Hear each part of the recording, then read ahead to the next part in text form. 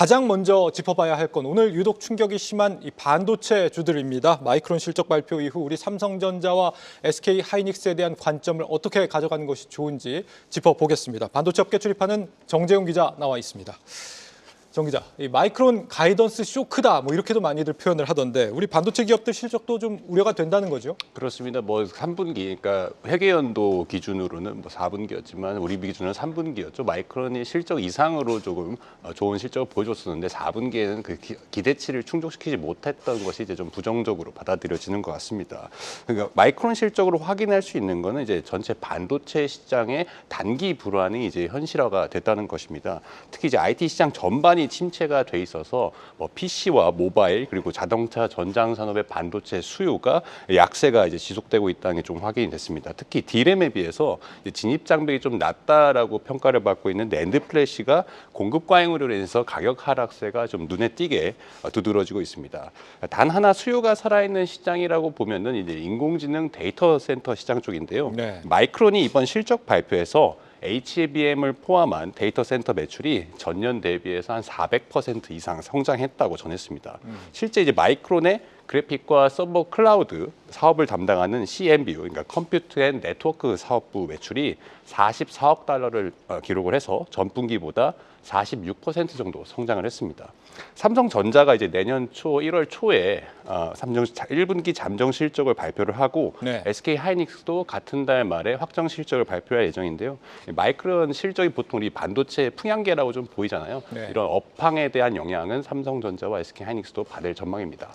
레거시 부진이라는 게 이미 어느 정도 예상이 돼 왔기 때문에 지금 삼성전자 하이닉스 실적 눈높이도 이미 좀 낮아져 있는 상태 아닙니까? 그렇습니다. 시장에서는 이미 한 10월, 11월 달부터 이제 삼성전자와 SK 하이닉스 실적 전망, 4분기 실적 전망치에 대해서 눈높이를 많이 낮춰놓은 상태입니다. 네. HBM 특수를 누리지 못하고 있는 삼성전자의 이제 4분기 실적 부진이 더 눈에 띌 것으로 지금 보이는 상황인데요. 4분기 반도체 영업이익이 그러니까 전분기, 3분기 3조 8천억 원 수준에도 미치지 못할 가능성이 현재로서는 좀 큽니다.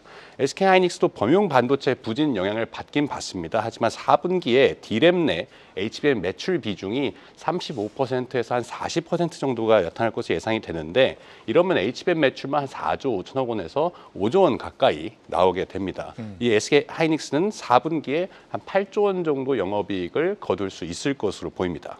이 4분기 실적은 HBM이 실적을 좌우한다 이렇게 볼 수 있을 것 같고요. 올 4분기에 이어서 그러면 내년에도 이런 상황이 계속 이어간다 이렇게도 볼 수 있겠습니까? 일단 반도체 업황의 부진, 그러니까 범용 반도체 시장의 부진이 계속될 것으로는 보이긴 하는데 힌트를 하나 얻자면 마이크론 발표에서 내년 하반기에 IT 시장의 개선이 좀 시작될 것이다라고 좀 전망을 했습니다. 좀 네. 지금과 같은 반도체 업황이 내년 상반기까지는 지속이 된다는 얘기인데요. 마이크론이 이번 실적 발표에서 2025년도, 그러니까 내년에 HBM 물량이 완판이 됐다면서 2026년에는 HBM4 양산도 시작한다고 밝혔습니다.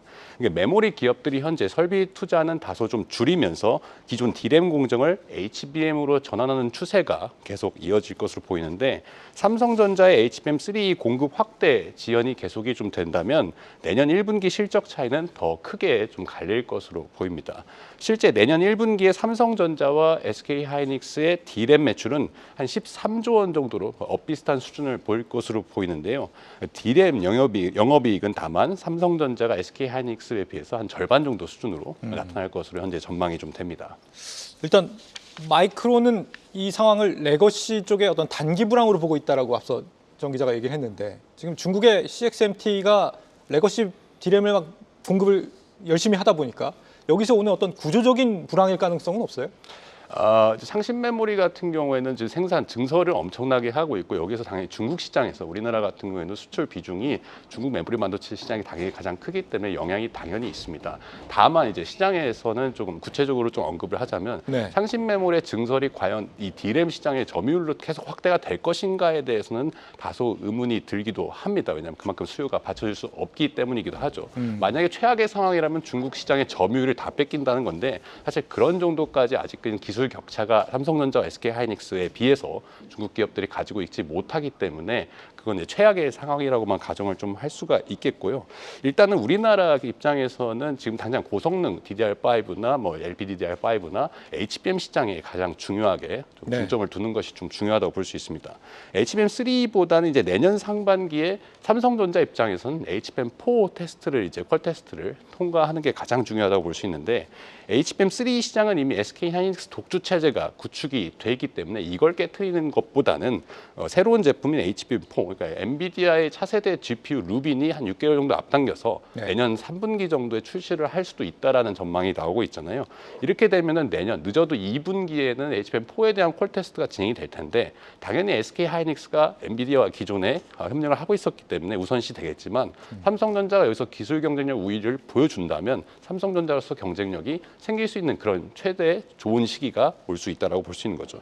또 희망적인 것은 이제 구글과 메타 그리고 애플과 브로드컴 등 AI 칩을 자체 개발하는 그런 생산 능력을 올리고 있는 모습들이 현재 포착이 되고 있잖아요. 예. 그러니까 HBM 수요도 엔비디아뿐만 아니라 다변화되고 있다는 것이기 때문에 이런 빅테크들을 향해서 공급사를 늘리는 것이 삼성전자의 기회가 될 수 있다는 분석입니다. 네. 마이크론 실적으로 추정해본 국내 반도체주들의 실적 전망 정재용 기자와 알아봤습니다.